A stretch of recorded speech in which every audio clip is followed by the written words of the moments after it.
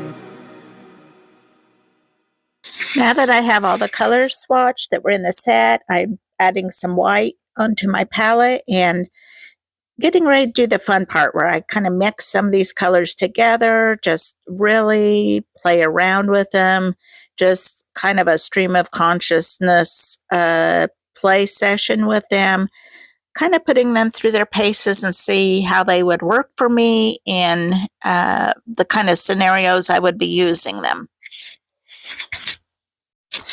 One of my favorite colors, or most often used colors, I guess, that I find myself kind of surprisingly using in my artwork is kind of a coral type, peachy coral color. And so here I'm just kind of making some versions of that, kind of playing around. I'm doing a really wet and loose where I just let the colors blend together down here, seeing how they react in that way when I use them Realistically, I often use my gouache as a bit of watercolor sometimes, and then other times I want them to be opaque, and I just like the versatility of them being able to go either direction, and I feel like that is one of the big strengths of gouache. So now I'm kind of mixing a green, just playing, seeing what colors I can make using just the colors in this set plus white. It's also important to me how smoothly it goes on. So I'm trying out some shapes. That's kind of my go-to leaves and botanical looking things just to see how they work with the paintbrush, how smooth they are. And I was very happy with that. I get questions whenever I use this paintbrush. It's simply a brush, kind of a favorite brush, not anything expensive, but the plastic handle had come off like years ago, and I just stuck a twig that was the right size and glued that in there in its place. And it's actually one of my favorite brushes because I love how this little stick feels in my hand. There's a bit of a curve to it that just matches my grip, I guess.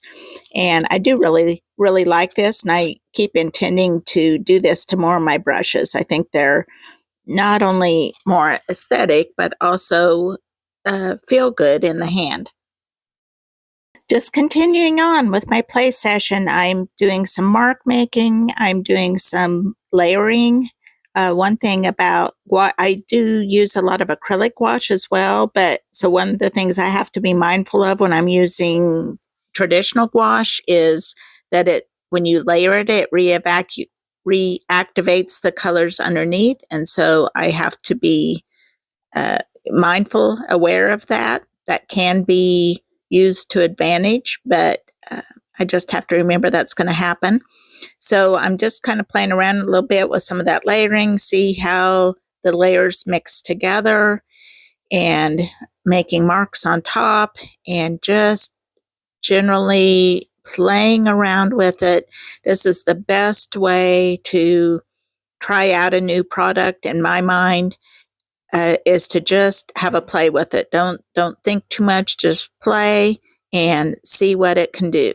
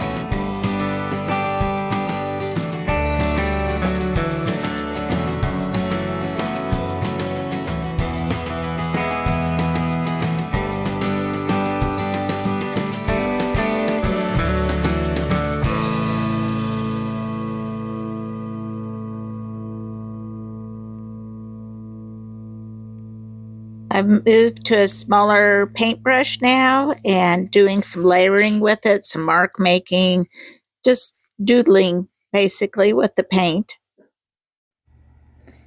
I want to keep my swatches true to color so I can have it as a reference to look back and check the colors, but there's no reason why I can't have a little fun with this. In addition to that, so I'm still spending some time playing and layering, mixing. My go-to is all things botanical, anything occurring naturally in nature. I do in my mark making. I am often a little more geometric, like in my patterns and such.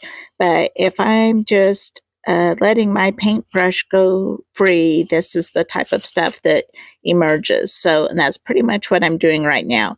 So you see me putting color on top of color on top of the color on what I'm working on right now. And I'm just kind of testing mixing the colors on the page, mixing them as I layer them, because I think that is a interesting effect that you can get with gouache that's kind of unique to gouache. And so I'm kind of pushing to see how far I can take that. This is the place to try out all these kinds of things, because they don't matter in the sketchbook here.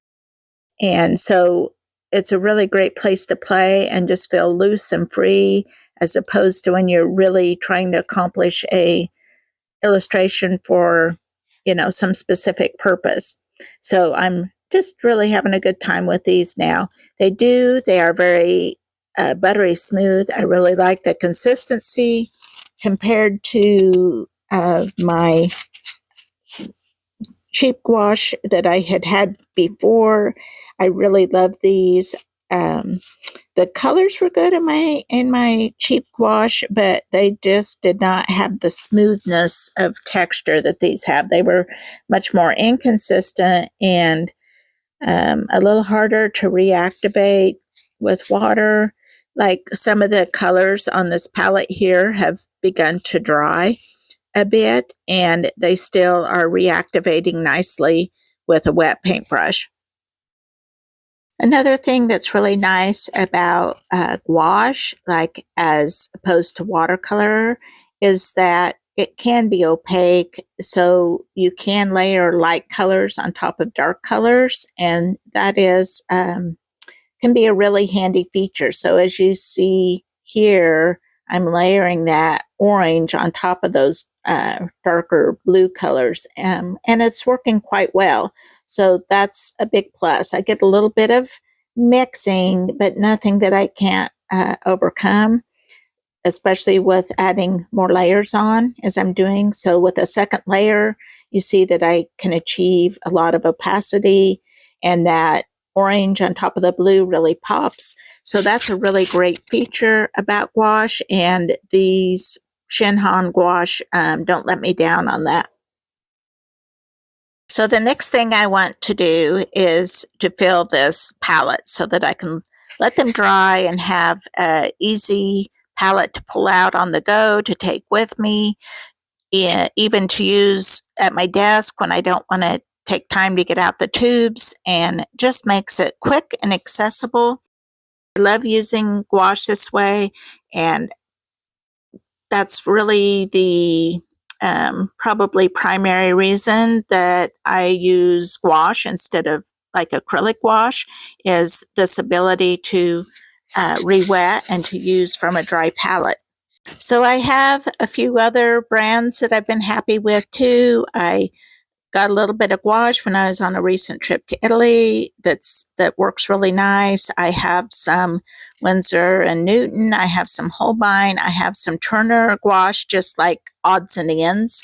And I do like all of those. And so there's some of those I'm going to be mixing in here as well. But primarily, this is the new Shin Han Gouache in these.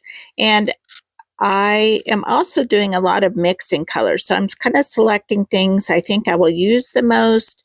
I'm making some mixes. I also sometimes will like make a pan that's mixed. So like half the pan, the colors aren't mixed, but half the pan has one color and half the other color in the same little pan. I'm using the end of a paintbrush to get the paint into all the corners of the pan. That just kind of helps it stay in the pan a little bit better. And then, of course, just washing off the end of my paintbrush before I go on to the next color. Also, when I'm mixing colors, as I did here, I use that to stir up the paint. I keep referring back to the swatches I made to make my choices of what I want to have in this palette. I do know I want to include a white, a black. I have a buff in here from that I had in here previously, and a few other colors I had in here previously. So I'm just kind of trying to give myself a complete enough range to work with.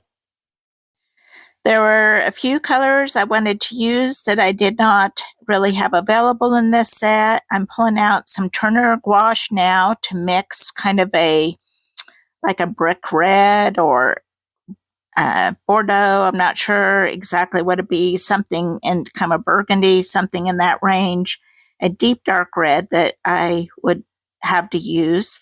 I find that as a useful color that was lacking, so I mixed up one. I also mixed myself a kind of a peachy pink color, like a soft pink. They had in this set more of a fluorescent or magenta, which are nice colors to have, but ones I don't use quite as often in a gouache set. I'm also adding a black, which did not come in this set, and I do find black gouache to be useful, so I'm giving myself some of that. Right now you can see myself mixing. I mixed a few colors together to make a bit of that kind of coral type color, which is just a red, yellow, and white mixed together. So it's kind of a orange. You can see I'm making little color adjustments here. With that, I think I added in a little bit of the kind of magenta pink as well, until I'm happy with the color. So it's close to an orange, but a little bit pinker version of an orange. A little maybe deeper and richer. It's kind of hard to tell the colors on here. It looks very similar to, some of these colors look very similar on the camera, but just trust me that they have at least a little bit of difference, and they're kind of customized to what I like to use. I am a big fan of color mixing to get the colors that you really want. You can see me doing some mixing on the palette. I really wanted to have, in my inexpensive paints, there was this beautiful kind of dusty purple type color, and I wanted to kind of recreate that. Now for the real test to do like an actual illustration. I've already sketched out this mushroom in my sketchbook, and so I'm just going to paint it in, and this gives kind of a real life test to see how it works, and also just for me to practice a bit more with using gouache. So not only am I trying out the paints, but I'm just kind of also brushing up on my gouache skills. I switch around between a lot of mediums. I am a mixed media artist, and I use watercolor and acrylics and acrylic gouache and collage and pastels and, all kinds of different materials. And I always have to kind of refresh myself of the qualities of the material I'm using and how to best use them as I switch around. So I'm also kind of reminding myself as I do the illustration of how gouache works and how it layers, how it dilutes down, how it mixes, all of those things. At this point, my new palette is still fairly wet. The paint over on the plate that I originally swatched from has dried by now, so when I dip over there, it is being re-wet, but my little pans are still wet, so this is not yet really a test of how they reactivate when dry.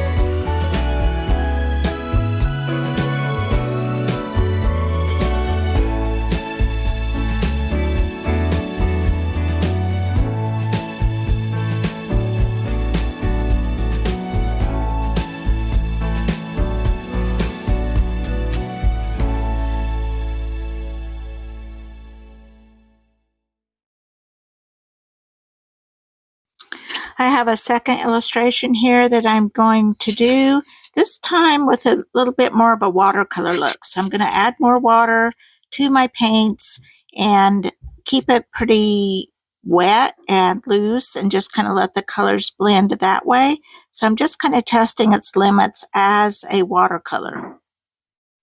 Of course, you don't get the granulation that I love with watercolor, but you do have the option of building up the layers and the shadows a little deeper or more opaque, I should say, as needed. And I think it was pretty suitable for a watercolor look. I had fun doing these little illustrations when I want to add something really dark values in here. It's really quick and easy to get those. You don't have to build up layers like you do in watercolor. So that I enjoyed that about it. And I think that's very suitable for illustration, even with a more watercolor effect. When I look at the finished results on these, I don't necessarily think, oh, I did that with gouache. It does give me more the feel of watercolor. So that is part of the versatility that I really enjoy about gouache in general. And these gouache live up to that, and I have been very happy with them.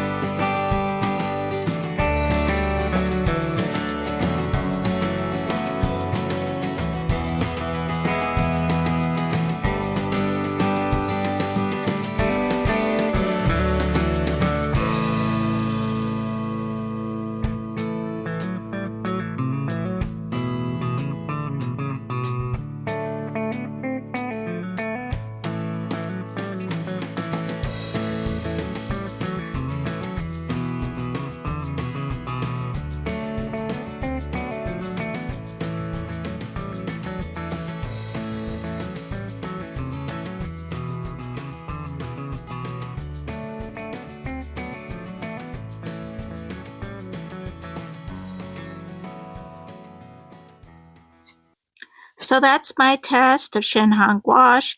If you like any of these illustrations, this swatch page is available in my January Patreon sheets. You can pop over there and get those there. Thanks for watching, and I'll see you next time.